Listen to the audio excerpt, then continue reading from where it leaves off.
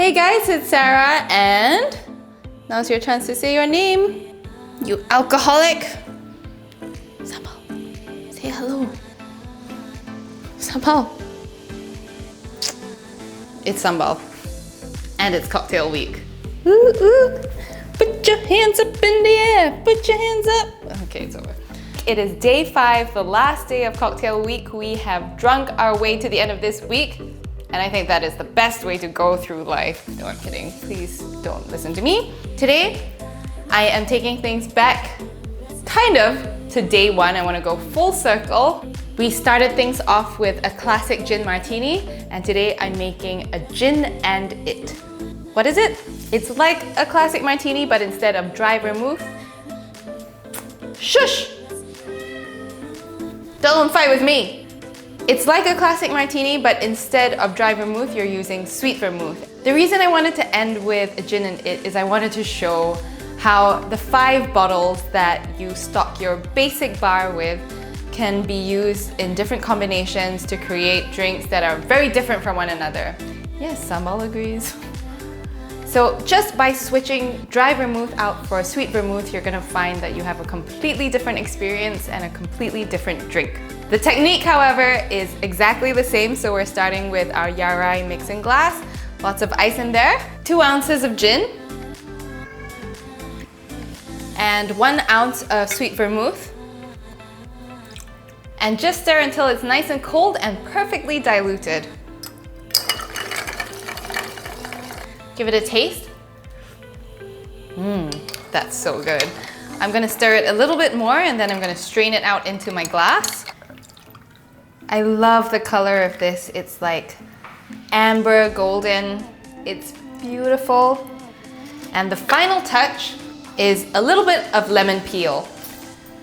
So with sweet vermouth drinks, often people pair it with orange peel, but I actually, for this drink, really like the lemon peel. Whereas with the dry martini, I like the orange peel. It's all about contrast because you're using dry vermouth in a gin martini.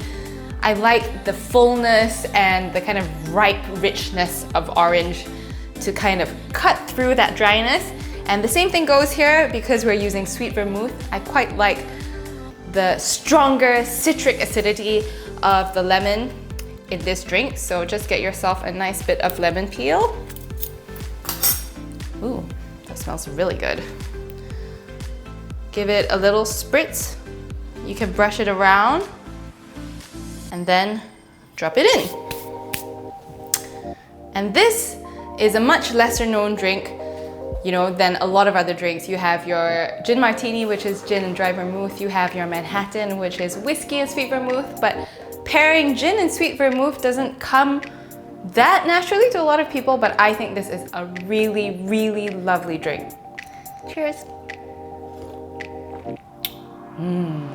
I love how the dry juniper flavors in the gin kind of suck the sweetness out of the vermouth. Does that make sense? I mean, it really brings out the herby flavors in the vermouth, and this to me is such a great, unexpected drink. I hope you guys have really enjoyed cocktail week. Let me know what you think, please. Let me know what drinks you've tried at home or what you're planning to try at home. What are your favorite drinks? Or if you have any tips for me, please let me know. And I'm sure we're gonna be back with more cocktails, but we're also gonna plan some other themed weeks. I've got plenty of ideas up in here, but I wanna hear what you think. Let me know what you wanna see and tell me what you think of a gin and it. So don't forget to like, subscribe, and follow so that you can keep up with all of the stuff that's coming your way. And for now, cheers!